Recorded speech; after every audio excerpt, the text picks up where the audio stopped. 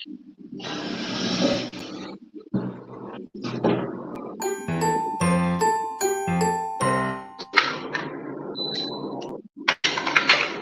and welcome to Kiki's Chat Show. Today is the 27th of March. It is amazing how March has flown like a bird. And today is the 27th day. Spring is supposed to have sprung, yet it is cold. It is very cold in the Western world. Well, where I am, it's freezing. It's been raining hailstones.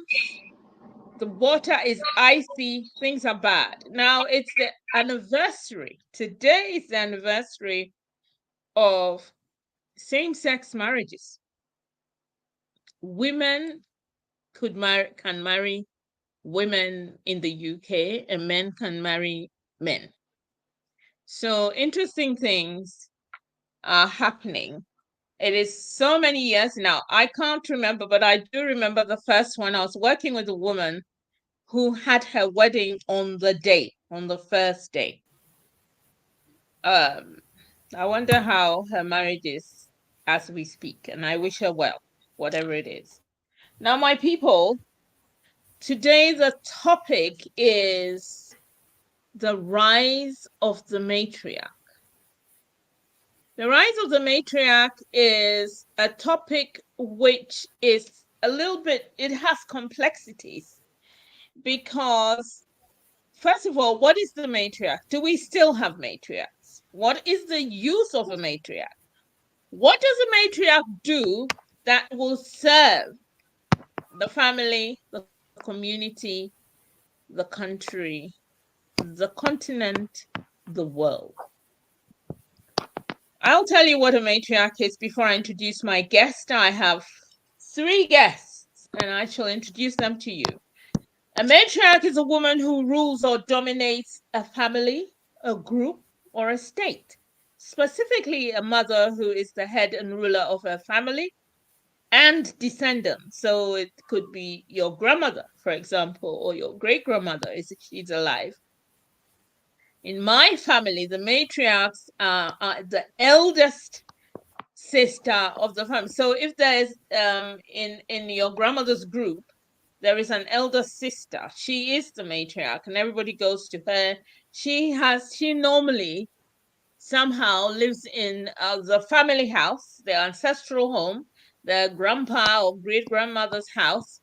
She's the one people go to. She arranges meetings, parties, everything, funerals. She knows what people should wear, what people should do, what to serve, etc. Matriarchs have very big jobs. Now, in African settings, we do still have matriarchs, but in the Western world, I think for the people do have matriarchs in their homes, but I don't think the grandmothers have that strong power over their families, because in this country where I live, in the Western world, as a person hits 25, between 25 and 30, they're working, they have become a law unto themselves. Their grandmothers are not important. And in most cases, grandmothers are in homes anyway, so they can't rule the roost. They cannot make decisions. They are not, they do not have enough power. However, in Africa, we still have matriarchs in our homes. We have queen mothers. We have very powerful grandmothers who, they're most loving, but they are a fountain of knowledge. They are role models. They give perspective, provide guidance during difficult times. Their roles are very important. Anyway, I'm going to introduce you to my guests, and then we shall talk about the rise of the matriarch, because it looks like the matriarch vanished a little bit, and now we're coming back to it, or we are seemingly coming back. I don't know if we're coming back in the Western world, but I think Africa, in all its power, is rising. And so all the things that give us strength is coming back. Welcome, ladies. Thank you. Greetings, Thank you, everyone. Kiki. An Please, can honor you to be introduce here. yourself, Naja? Naja, And introduce yourself. yes, greetings, everybody. My name is Naja Nyakeo Munyini, and I am the host and producer of the Mito Podcast Show. The Mito Podcast Show is an alternative health program which focuses on the African woman, the one who is both on the continent and in the diaspora. The word Maito itself is from my language and it means a mother. And it is a title which is given to a woman once she has given birth. So it's also an honorary term for older women, both grandmothers or women who may have never given birth at all, but are the elderly matriarchs in society. Thank you. I'm so happy to be here. Thank you Thank very much. you. Hi, now. Please introduce yourself. Greetings, everyone. Hi, Auntie. I'm Naamele Santiama. I am a UK employment lawyer, now living in Ghana with my two sons. I am an intuitive life coach and sisterhood mentor. Um, and the host, no, I'm not the host, I'm the creator, the creator of the Black Women Venting Room and actually the recent Black Men Venting Room, holding spaces for us sisters to honor our emotions as a way of improving our emotional well-being to reduce or minimize our physical poor health. So it's an honor to be here as per usual. Hello. Welcome to Kiki's chat show. I'm always also very honored to have you here. And I say that 100 times. I'm very honored. My first question, we've got one person missing, but I think she's having serious technical issues. So at some point, she will join us. But whilst she is struggling to get back onto the screen, my first question is, what happened to matriarchy? Why? In fact, you spell matriarch in a different way because there's a normal spelling for matriarch and you have a spelling for it. Could you please tell me the spelling, Namele, and also explain to me why? So, okay. So I spell it with a K. I was just checking if that's how the flyer went out. So instead of spelling it Matri, sorry Riarch, I spell it ARK at the end. Number one, the English language is very confused, and when you say ARCH, it's arch, but we have the word we say matriarch. We don't say matriarch. But that aside, hailing from my Ghanaian heritage, I'm of a child of Ga Dangle heritage. And in the Ga alphabet, which also has 26 letters, but it doesn't have a C, we have K. We don't have a C, a Q, or an X. So we have a K. So we use that. So that's phonetically, but also when you break the word down, you have the matri or matria, you have the matri, and then you have the arc. And I think most of us have heard of the word ark, whether in religion, biblically, Noah's Ark, um, and still biblically talking about the Ark of the Covenant. And so that has a very significant meaning when we're looking at us as women, the women as matriarchs. What does that represent? And so many things in terms of, if we just look at Noah's Ark, symbolic of a vessel that was going to be the one that was going to preserve humanity when the floods came. So we'll have this one place where every representative of human and animal were going to be there, and so they would be saved to start, if you like, a new humanity. So it represents preservation of life, maintenance of life. We as women, we are the bringers of life, the sustainers of life. So it very much speaks to who we are by nature, whether or not we biologically give birth to our children. So basically, the ark is the womb. Thank you. Yeah, is Indeed, that it? The indeed, ark is the indeed, womb. the So seat of the seat of creation or creativity. Yeah. okay, now it makes sense. It makes sense. It's balanced. Naja, why is the matriarch now rising again? What is it? Why is it the rise of the matriarch? Is it the rise? If it is described as the rise of the womb, was the womb not there before? Auntie Kiki, that's a very good question. And it also aligns with what I speak about on the Midas show, that I spell the word woman WOMB, MAN. Mm-hmm. That is Mm-hmm. womb man. Now, I used to say, and I still say that we have for a long time neglected the womb. We have totally neglected the womb.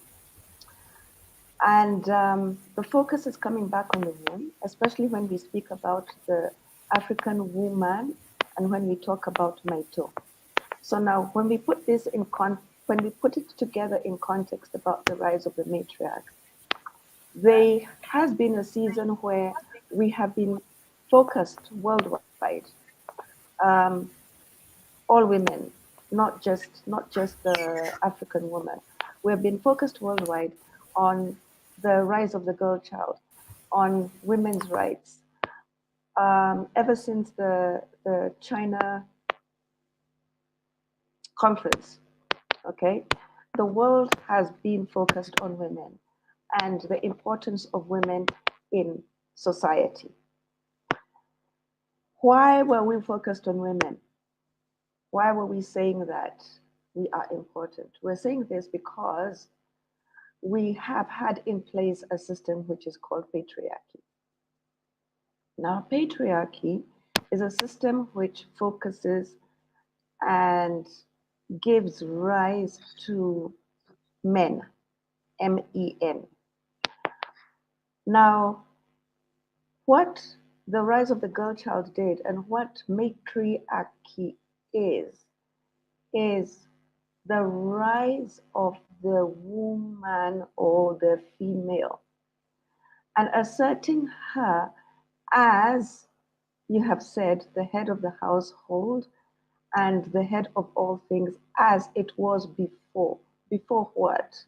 Before colonialism in Africa. Now, before colonialism in Africa, we had our own ways as Africans, as African cultures. We had very different systems.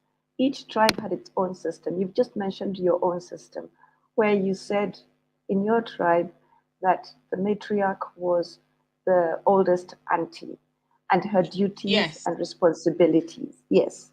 Now, every single tribe, and whoever is listening to this is key. Every single tribe in Africa has the mother role, the matriarch role, and it is very, very key.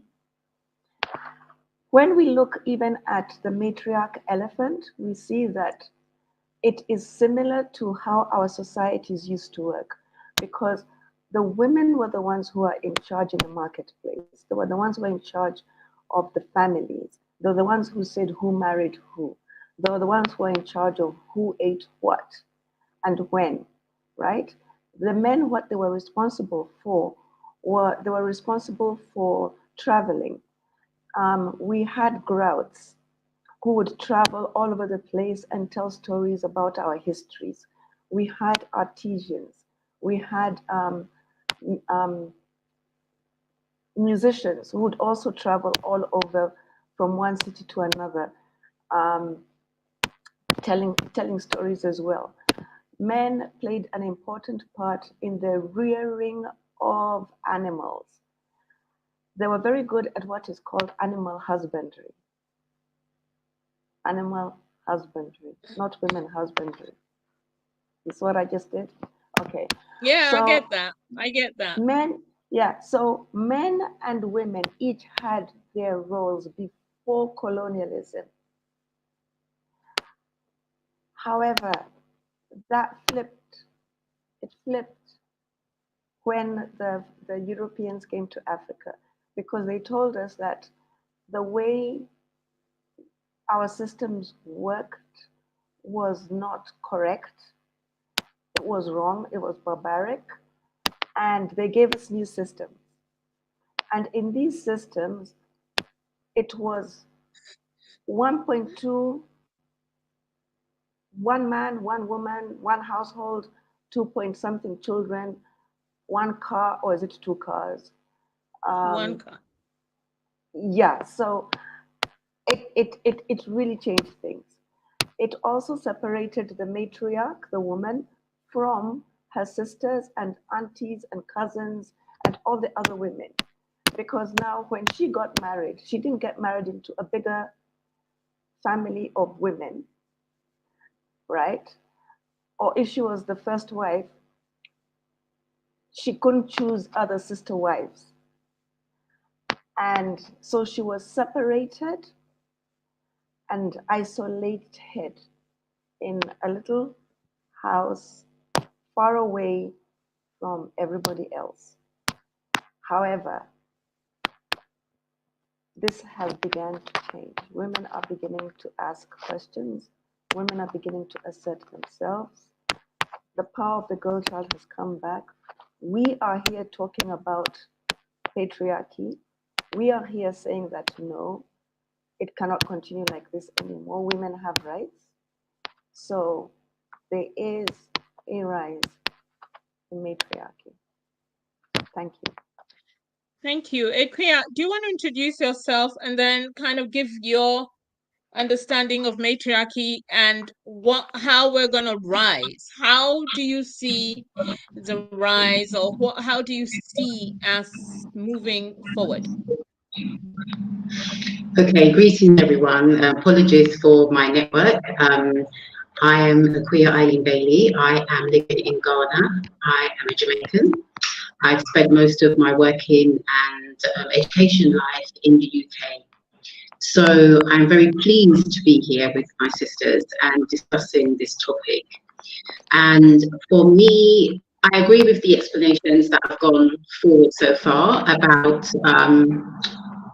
who and what the matriarchy is in terms of the feminine energy, and being we use the word grandmother, could be great grandmothers now, because we have generations that are living longer, so it's not necessarily just the grandmother, so it could be your great grandmothers. And as a Jamaican, we hold our grandmothers and great grandmothers in high esteem, and it's general. The males and females and the children, and we hold them in high esteem. We have, utmost respect for them. And when we talk about the matriarchy rising, it's something that is happening, whether we agree or we don't agree. This is my reality in Ghana, that it is actually rising. And I'm part of a platform in Accra, where we are looking at different aspects to do with, I'm responsible for the mental health, and on this platform, the way that the platform was created was with the intention that the females, the women, the feminine energy was to lead this platform, was to take control. And this was given, this instruction, this idea, this way of working was given by a man, one of our brothers. He decided, and he knew, because he got to the understanding where and why the matriarch needs to be running things, needs to be leading. He understands the feminine energy. And when I think about the way that how we are needed, and what the energy can do, which is something I'm sure we're going to be discussing, I see that I don't feel that we're returning. I feel that we are definitely on the rise. And we're on the rise. Sometimes we knock social media and we say that it's negative, but I think to everything there's two sides of the coin. And I think social media has helped to give a different perspective and a different understanding to our communities and to the world about the fact that where we are at the moment, it's not working. And so we need to look at something else. And therefore, our minds and our ideas and our lenses and what we're doing is looking elsewhere. And so we're looking to the matriarchs. We're looking to what does that mean? And then we're taking on what does that mean for us as individuals? What would it mean for the community? What would it mean for the family? So we are definitely rising. And the reason why we're rising is becoming apparent to many. And it's actually something that's real in my day-to-day running, living in Ghana. I hope I've answered your question. Yeah, you've answered it to a point, but I think, the question is, why are we rising? Is it education that is making us rise? Is it because we're fed up with being downtrodden and second class and not listened to? Or is it because the mixture of education, awareness, and the fact that we need to put, somebody spoke, if you really want to engage our young ladies, please try to be more realistic. At the moment, the only woman fighting the domination of no women is J.K. Rowling. She has the money for security. That is true. That is true. However, I think J.K. Rowling, and I can answer that even for the panel, that J.K. Rowling has the money and she's out there already. She has a platform for that sort of thing. She writes, she makes films, she's out there. And actually, she's being really reviled. She's being treated very badly. And they're trying to cancel her for coming out. So I'm wondering whether it's wiser if we all try to do it in our homes and then in our groups and then in our society, that sort of thing, and slowly begin to rise that way. Now, why are we rising? Why are we rising? Namele, tell me why we're rising. I'll give you what I would say is maybe the alternative view. It's our time. We're talking about matriarch and matriarchy. Nature is the original matriarch, and it has her time. We talk in seasons. We talk about the moon cycles, the moon phases. Everything has its natural time and order. So there's been a time for patriarchy to be dominant and alive and well. And just like the natural cycle of life and death, everything will rise and fall. And as we've had so much, if you like, destabilization, so much skewed towards the masculine, the world can't exist like that. There must come a time where it brings round and we have balance. And that is what is matriarchy. We bring balance. It's not good or bad. It's agreeable, disagreeable, positive, negative. So on one hand, it's our time. It is the time for this energy to become forthright and, upstanding again, because otherwise the world will just disappear. Do you understand? And matriarchy will, Mother Nature will always right herself. They have that saying, which really annoys me, that karma is a bitch. And I'm like, isn't that interesting? Because actually karma is just giving you exactly what you gave. So if you gave out good stuff, then you get back good stuff. But now when it's something that you don't want, then you have an insult, but you're the one that put out the bad stuff, So she will right the wrong. So we are rising because it's time to say, okay, patriarchy, You've done your thing. You've had your time. Now it's time for a new dawn, because otherwise this planet's going to disappear. And I don't think it would actually ever happen, because Mother Nature will not allow that. And because we, the women, the matriarchs, the womb men, we carry the bloodline. It is in our blood. There is a time when we will walk and different information will get activated in our blood. And then, so sometimes you think, oh, I didn't study something, but all of a sudden I know this, or I have this new energy to do something. It's encoded in us. So it's like literally somebody's flicked the switch, and it's our time to write this, or try to find bring back equilibrium. Is it in our blood? I mean, there are people trying very hard. Planned Parenthood is trying to cut you down and stop you from having children. They're trying to tell you that take medicine, take this Depo-Provera, take this medicine, do this, do that. And we are obliging. We are listening to it. Some people think that I'm trying to find the word. People think that family planning is the best way to go. It is, but is it in the way that you are being forced to have abortions or being injected not to have children? I mean, are you aware that this is going on and that we are going against nature? And therefore, when you say Mother Nature will not allow it, are you saying that when people are taking these medicines and people are being injected knowingly and unknowingly, because we know that this is happening, that Mother Nature is going to stop it? I'm not challenging Mother Nature, but based on what you said. I was going to say, I think Najar wants to speak. The short thing I'll say that about that is, like I said, nature's not good or bad, but it has contrast. So when we are worried about people, we've seen it with COVID and our different beliefs, and like, don't do this and don't do that.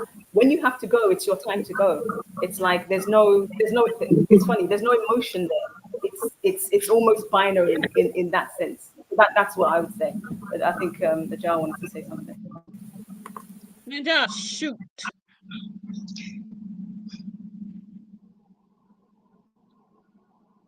Can't hear you. Are We you can't on hear mute? you. Yes. I think she's trying to find a mute button. Can you hear me now? Okay. Sorry. Yeah, we I was can. trying to unmute. Yeah, please raise your voice a little bit, though. Can you hear me now?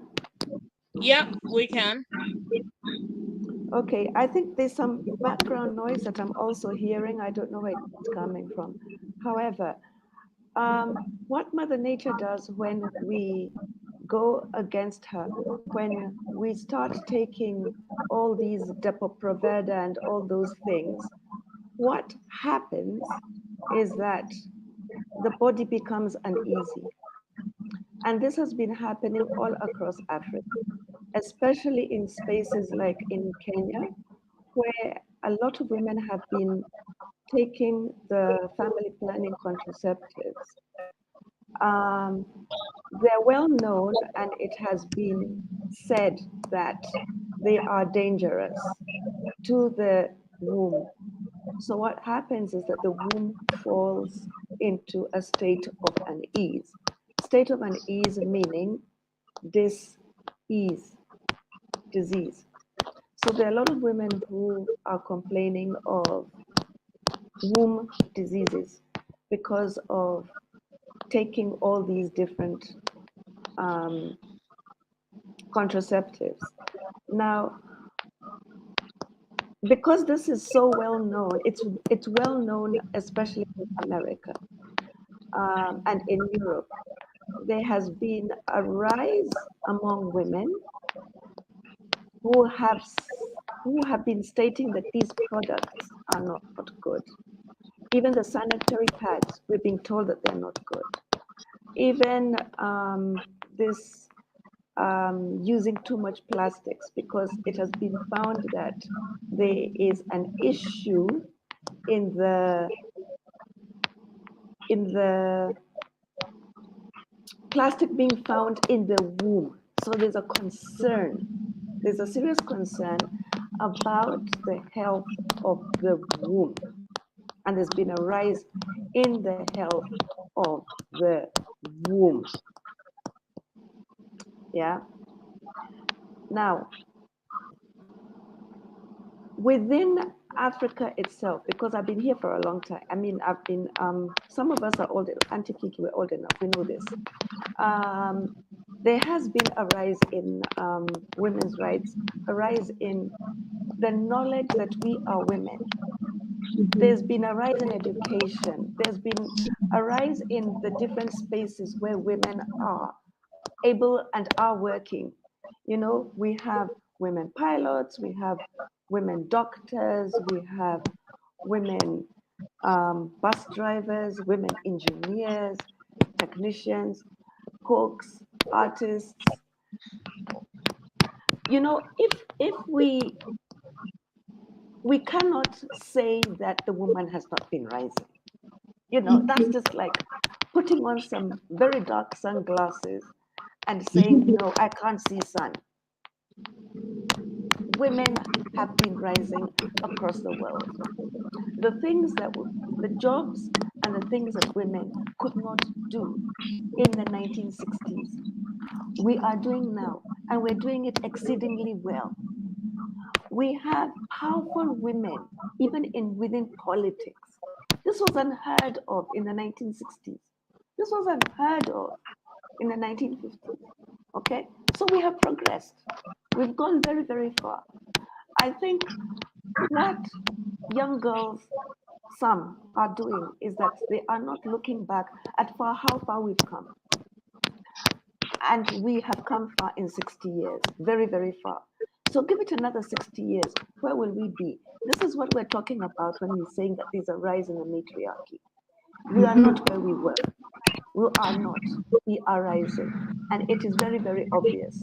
So I think what women have to do, the ones who say that they can't see it, is probably remove the sunglasses and take a look around and see what is happening in reality on the ground, not only in Africa, but across the world. Thank you.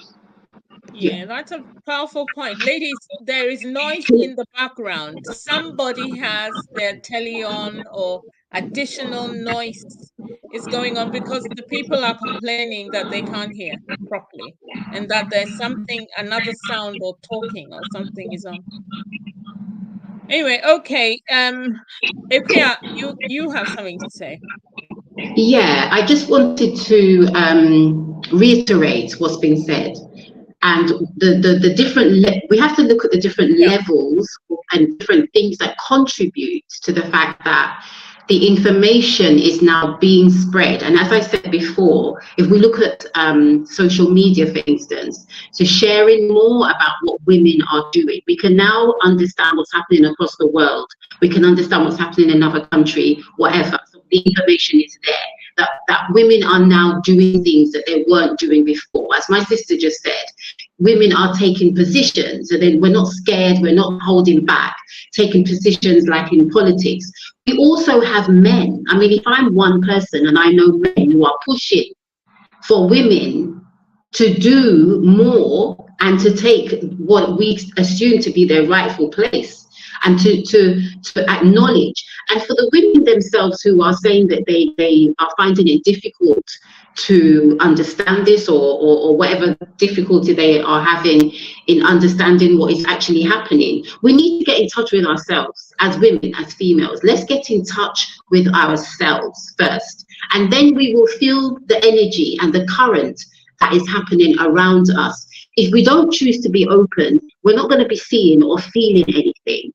So what we're sharing here today, if somebody's interested in finding out whether this is concrete evidence, we have Google, we have all these platforms where you can go and research for yourself to find out if there's any truth in what we're saying.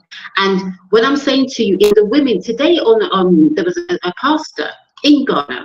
He put on his status, his WhatsApp status, a message to other men, to encourage other men to listen carefully to your wives, because your wives have intuition that they will never have as men.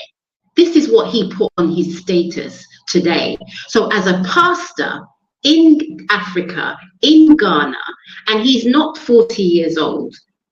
I don't know what age he is, but I know he's not 40. So he's a young pastor. And I mentioned another brother that I'm working with who are pushing forward women to take more interest in what is going on, be more active in the directions of where things are going. So people are seeing, and it's happening on different levels. No, I say no, not that I disagree with what you're saying, but I'm saying that women should be pushing women. We cannot be, you see, when we want to move forward, this is my personal thought. If we want to move forward, we don't need men to push us forward anymore. If we are on the rise, women, look, there is a proverb in my tribe, and it's, in fact, it's a Ghanaian proverb, that the child who knows how to wash his hands is that child who eats with adults. Now, what we need to do is teach our children, and it's in the it's everywhere. It's everywhere. We ourselves, the argument is not a man is encouraging a woman anymore. It shouldn't be like that anymore. The reason why we're having this discussion, and I know what you're saying, but I'm saying I don't like that. I get uncomfortable with that. I want a woman to stand up, even if it's a 25-year-old woman.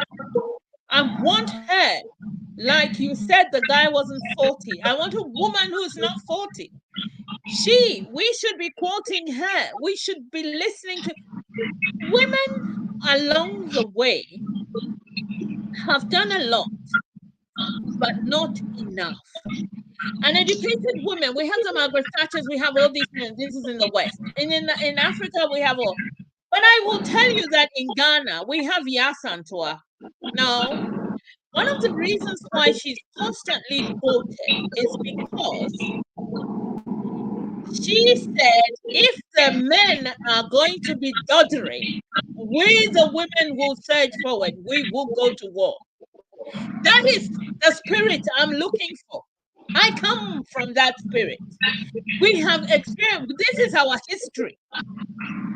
So when a man, why should a man give me permission? I'm not saying a man shouldn't give me permission. Now, I am saying why we should quote the girls, the women, the ones who have understood it, who know their assignment. We should be pushing it. What we are doing here, that's what we're doing. We, the women, are doing it. I'm not going to call a man. I'm thinking for myself. I don't know if you understand what I'm saying. Can I respond? Please? Yeah, please. Yeah, so the reason I mentioned men is because I'm trying to get us to understand how far we've come. So it's not just the women realizing that we can rise and that we are rising. We have been oppressed and suppressed by men for years, or maybe forever actually. In my time, let me talk about me. I personally have been suppressed and oppressed by men for a number of years, and I'm being oppressed in and suppressed in Ghana right now as a female. So let's not get this twisted.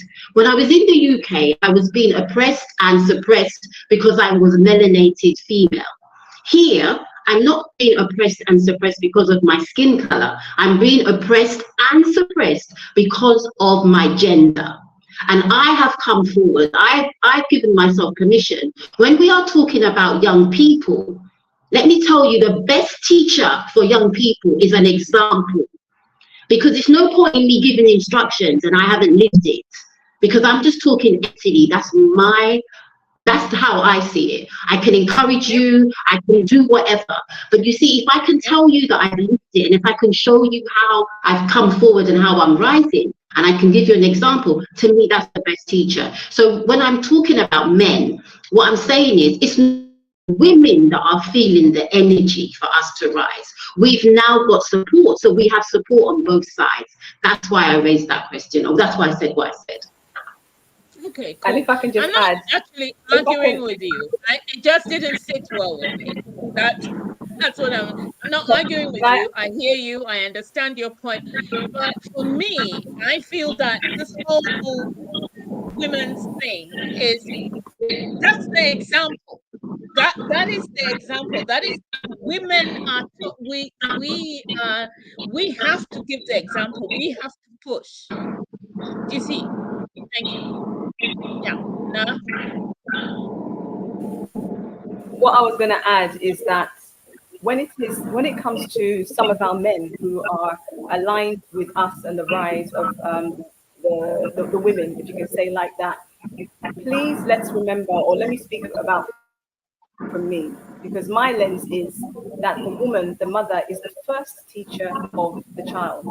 So if we have men who understand, overstand where we are, who women really are, then they will naturally want to almost remind those that they care about that, like, what is going on? Because a lot of us, like Akuya has said, have been suppressed, oppressed, and still, I've seen in the comments that, our girls in various rural areas, it's not just rural areas, there are women and girls in bad situations all across the world. That still happens. And so when we look at this thing about the matriarchy rising, let's not be fooled in thinking that, oh yeah, we're there, we've done it. That is not what we're saying. We are saying that the shift is happening because we are having many more situations where women are speaking up in different ways. A woman doesn't have to go out on the street with a placard and say, we want our rights, to be demonstrating that she is doing something to improve the conditions for women around the world. Let's not forget the women who are in the WhatsApp groups, the women who, like Auntie Candy said, who are in their homes. All of it matters. We're all connected. So in the home, in the workplace, in the school, in the village, wherever we are, that energy is collective. It doesn't mean that because we haven't yet got to stand on a podium and say, oh, we've done it, we all rule, that we're not rising. It is happening, and it is not going backwards. It's only a question of how quickly is it going to move forward. And as humans, we tend to look at things, time, quite linear, isn't it? It's like, oh, this is taking a long time. But remember, yes, we're human, spiritual first. There's a Yeah. timeline that we don't control. And so in the grand scheme of things have probably moved, as Najar was saying, much further than we think, because we're living some of the negative, the negative traumatic experiencing right now. But when it comes to our men, in the same way that we as Black melanated African women, people who deal with diversity and inclusion will talk about allyship, just ask yourself the question, why is it then we're trying to do something and a Caucasian will say it and now everyone is listening to them? Sometimes we have to care, sometimes we have to care less about the messenger and pay attention to the message. And if our men are giving the message that, because I've worked with those men, I have men on my team who go out and they speak to women and they get far more attention from the women than women going out to say the same thing. Why? Because they're doing something that somebody else is not doing. First, we must shake ourselves awake. You need to snap ourselves out of whatever it is that we're in. And you do that by whatever means necessary. It's like marketing. First you attract attention and then you create curiosity. So for me, the issue is that, yes, it should be us. However, in the matriarchy, the woman, the womb, the feminine energy, there is space for all. We have a space. The men have a space. It's not either or. We don't do That's right. competition. It's collaboration. Okay. Thank I you. get it. I get it. You want it is inclusive. Whilst the matriarchy is rising, she's rising with the men and the women, everybody in the mix. The problem is that we have different styles. So how do we deal with it? Because, for example, women are more emotional And whenever they are replying to something, emotion always sets in. You and I read somebody's note to us about, and inside of the note, instead of dealing with the issue at hand, she told us her mother was alive and her mother had died, and her mother, I'm like, what is going on?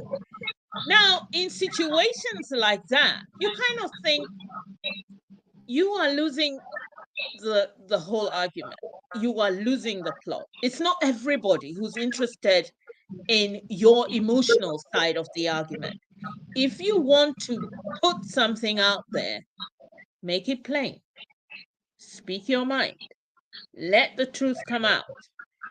And men have that structured way of doing things. Continually, we know, we talk about it, but we don't do it though. We always fall into that. So the man is forging forward somehow because it's a man's world. The woman's time has passed. Now, if the woman wants to come back in, how are we coming in? Are we coming in behaving like men? Or are we coming in being our emotional self and yet getting there somehow? This is a very big question. I've thought about it. I've thought about it for days. I need help. Someone tell me. Najar, did you want to speak? Naja. Yes? Speak, Naja.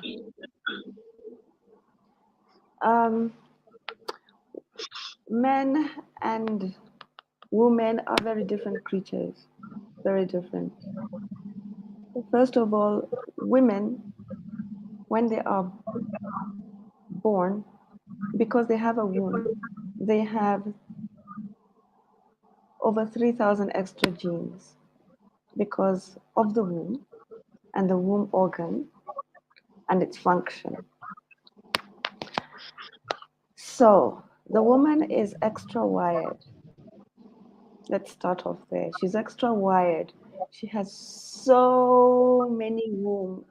She has so many nerve endings, which feed from the womb to the brain and to the heart.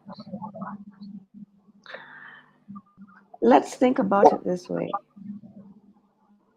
Each of our major organs, whether we're men or women,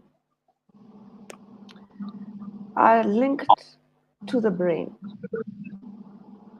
and to the heart. So you have lungs, they're linked to the brain. You have your heart, it's linked to the brain. You have your liver, it's linked to the brain. Women have an extra organ. It's called the womb. It's linked to the brain. Not only that, this organ called the womb, it generates life. It's a generator. That is why we have the word genealogy and generations. So the womb is a generator, and this generator is connected to the brain. You can imagine how many signals that the womb gives the brain on a daily basis, because we also know that the womb has a cycle and 4 phases, unlike anything else that the man has.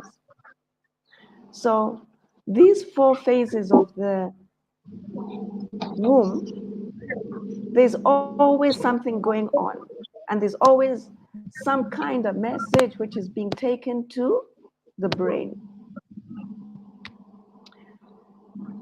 So women will never, ever, ever solve a situation the same way a man will, because they are very different creatures.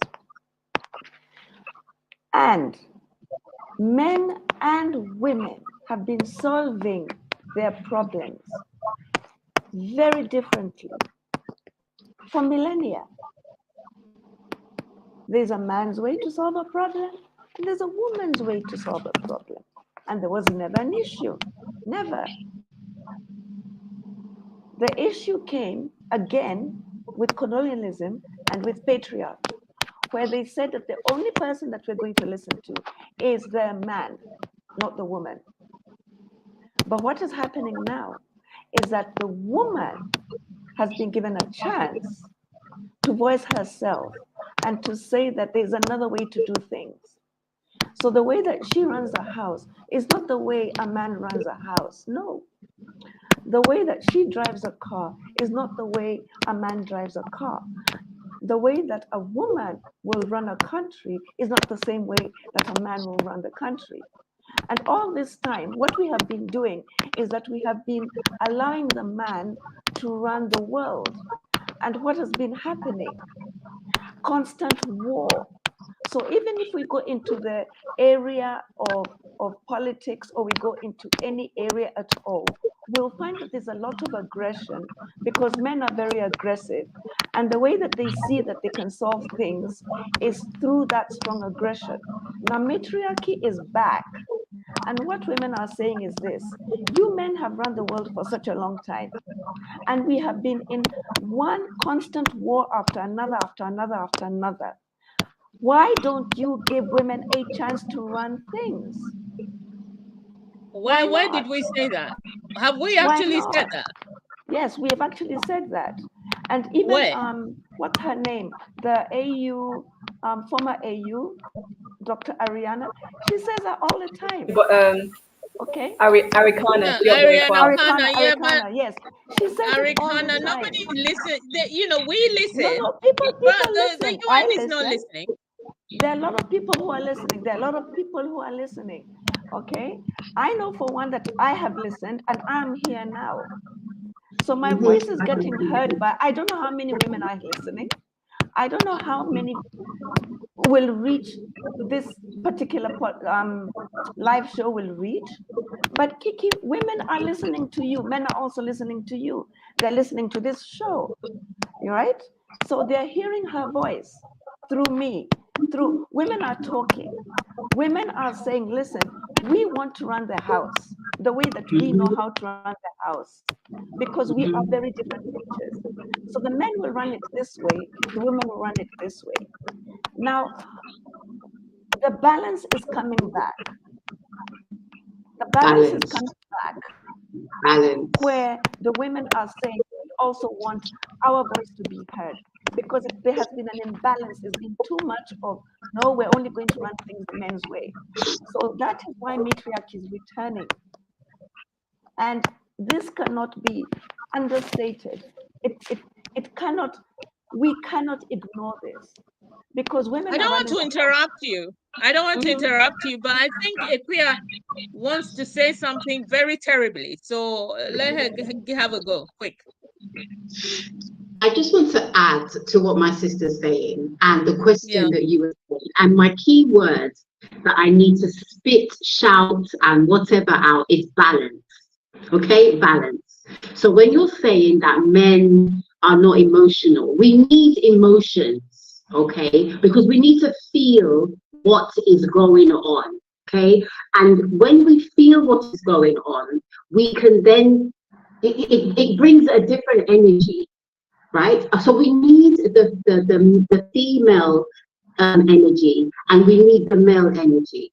And so when you're saying, if the female comes in and she's doing that, is she going to be emotional? No, she's not going to be emotional, because she's going to seek a way of balancing herself. She's going to be connecting with her sisters. Okay, she's going to value that connection with her sisters. Because we're connecting on a level like we've never connected before. We're not scared to share information. We spoke about my sister who's talking and doing whatever. She did a talk in Jamaica. So I made sure my cousins knew she was visiting Jamaica. And my cousin, who's a psychologist, who's very busy, she don't have time, but she said she's going to cancel what she's doing so that she's making sure that she hears the message from my sister who's talking. So we are listening, and we are moving, and we are sharing information. And you see, one of the things that needs to happen, and I don't care who does it, Let me just be very clear. I don't care who does it. We need to start connecting. Men, there's a study that's been given to say that, you know, men die early, and one of the contributions is because they don't have a sisterhood or a brotherhood, so to speak. They're not connecting with each other.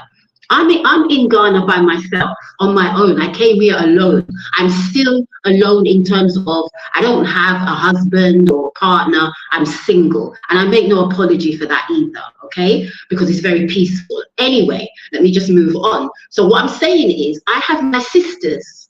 I have my sisters here. That if something goes wrong with me, I can call them. I don't feel alone.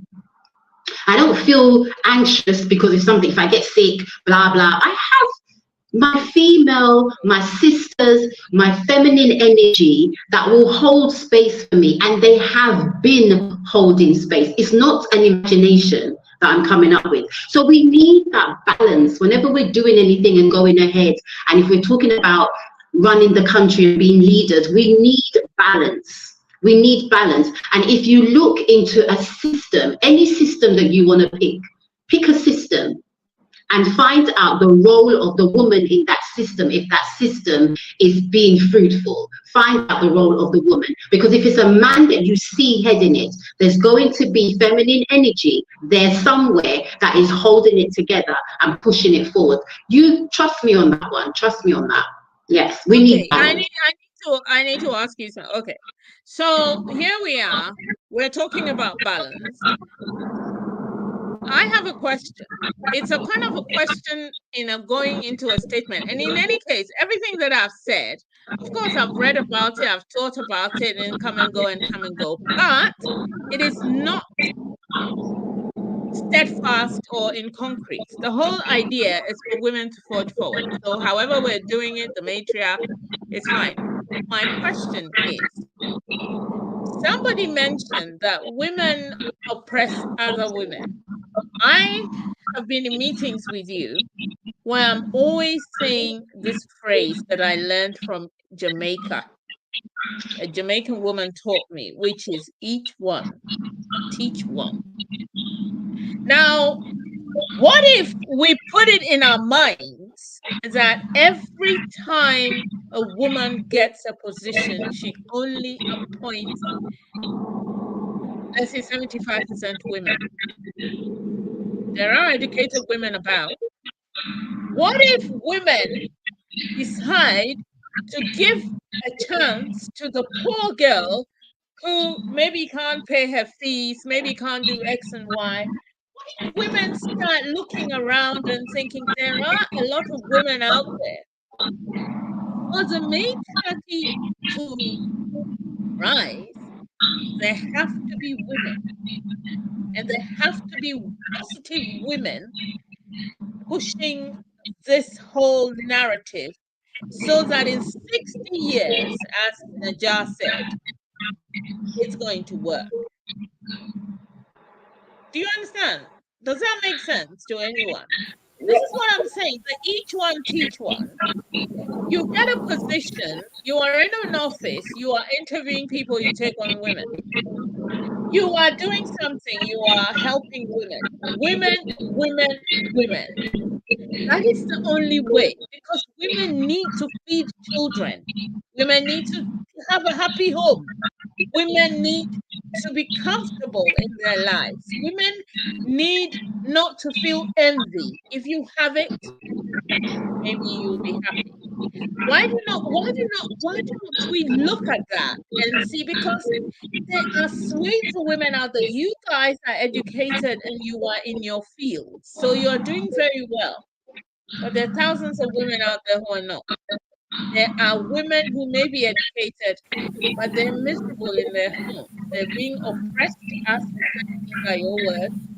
They are being bullied. They need permission to drink water. You may think this is an exaggeration, but it's true. How do we deal with this? How do we help the woman? How do we talk about empowering? Are we empowering? Are we really empowering? Or are we empowering ourselves? How are we doing this? I think I can see that Namele wants to speak. Yeah. I'll try and be brief. for me, there are a number of different things there in what you said. Just today, I think I made a post.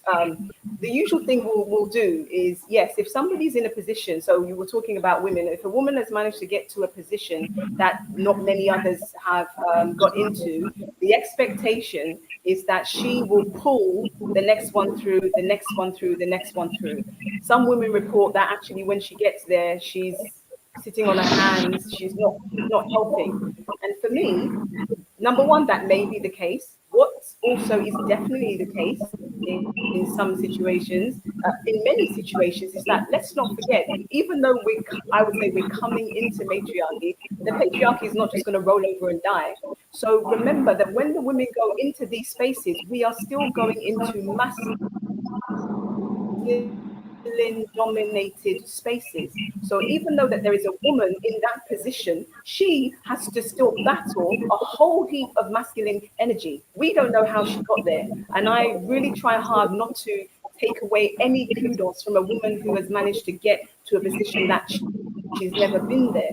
However, those of us who are watching what is going on also know that some people are selected to be in certain positions, the same way that we Africans in the diaspora in the West can be selected to be in certain situations to serve as an example that, oh, he did it or she did it, which means if you work harder, you can do it too.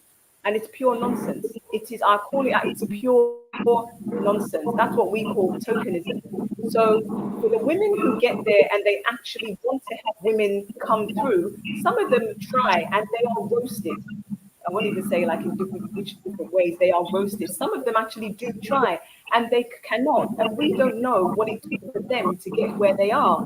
Some of them may be trying to secure their own interests. Absolutely. I'm not going to take that away. But within all of this, there's that playing out. We mustn't also forget that men and women are not just men do not only represent the masculine, women do not only represent the feminine. So as much as yes, we are talking about women coming to the fore, when we're talking about women oppressing women, we're still having that masculine feminine battle, because some of us are still more heavily balanced, if you like, more heavily yoked in our masculine, and some are more heavily yoked in our feminine. But for me, you need to get the numbers first. Before we can have any change, first we need to have quantity before you can distill the quality. So we need like a flood of women in all different situations. It ain't going to be perfect. As a woman, I am not going to sit here and say that all women are, because that's the other thing that happens. One woman in a position, a notable position, she'll make a mistake, and then it comes, oh, you see, that's what happens when you put a woman in that situation. And it's like, still a human being. When a man in that position makes a mistake, we're not saying, oh, that's what happens when men are in that situation. Let's not hire or put any men in that position. So we are getting to where we want to go, but we must not forget that it's not a blanket. Yes, we start with women because we have more the capacity to bring what it is that we need, that balance, that different way of doing things. And the last thing I'll end on is the emotions. For me, the fact that we always come back to this, oh, we're too emotional, is already the demonization of the feminine. There is strength in emotions, and we have been told that, oh, we can't. There isn't an issue with being an emotional. There is an issue of not knowing how to harness the power in those emotions, because these kinds of strong emotions are the same reason why people run for office, or they will kill for their children, you know? So I'm pushing. I'm like, we need to even stretch and think even further outside the box. Women, it doesn't stop at let's do everything women, but we must remember the masculine is still a major player amongst the women. That's why it's not happening so quickly. Thank you. Thank you, and I take that all on board. Yes, the masculine is necessary. It is even present in women. Women can do many things, but I still believe in the each one teach one. I still believe in women pulling up other women, because that's the only way. right now, women are doing well, as APR said, there are women pilots, women this, women that, women doctors. But I mean, in the scheme of things, it is not. It doesn't even help in politics. It's not helping.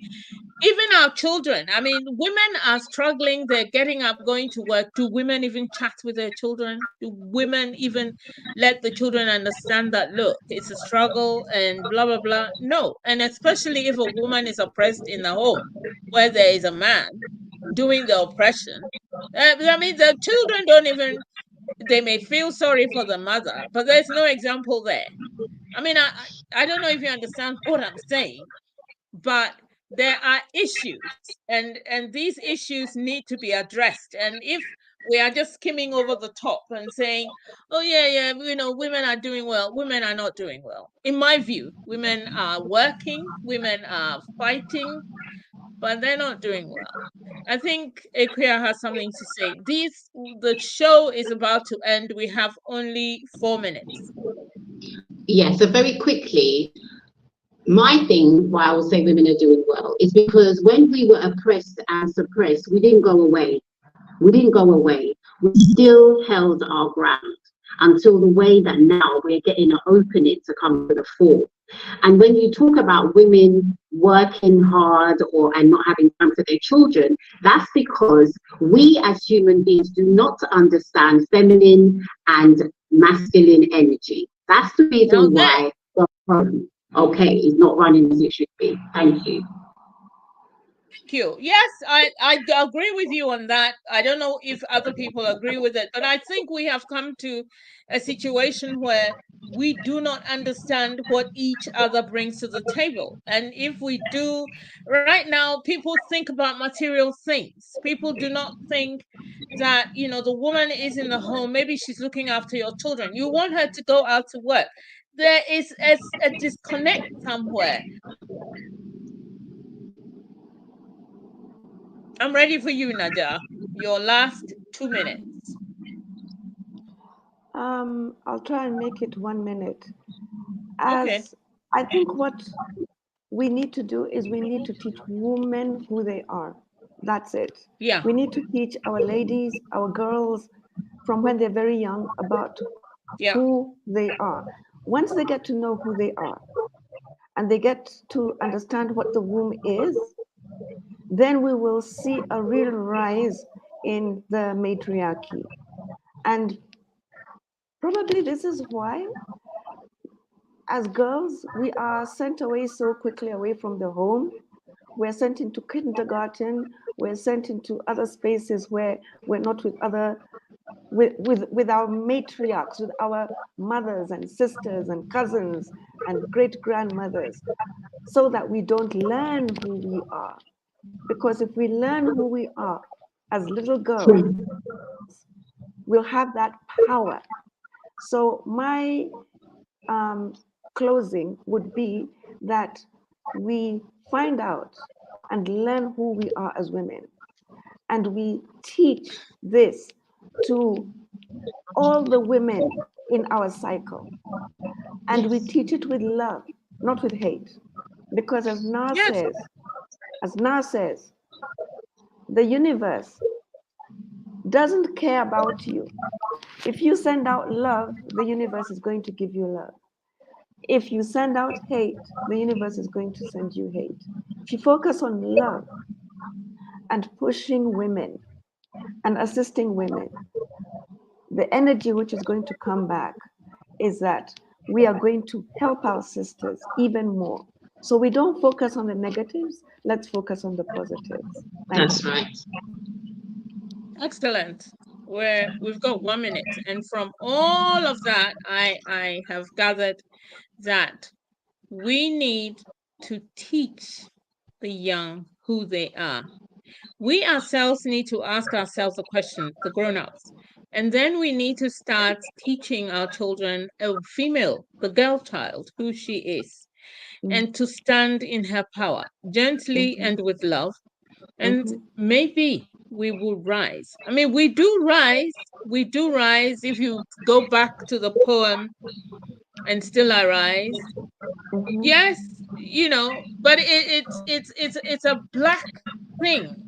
That poem is talking about the black woman in America fighting a myriad of issues. Now let us do it in Africa, where we are trying to stand in our own as women and to find what is best for us to move forward as women. I've actually enjoyed the show. Thank you very much for coming. I have more questions. I don't know. We must carry this on from this point. I don't want us to go back, but I want us to carry it on from this point where we've reached in the discussion, because there are more questions in my mind. I just don't have the time, and I haven't got the time to do that. But we can come back and continue this at another point. Yes, Namele wants to speak. Time has gone though. It's Speak. it's literally to add to what you say and say yes, absolutely. Teach our daughters, our nieces, that teach the girl, teach our boys who we are as well.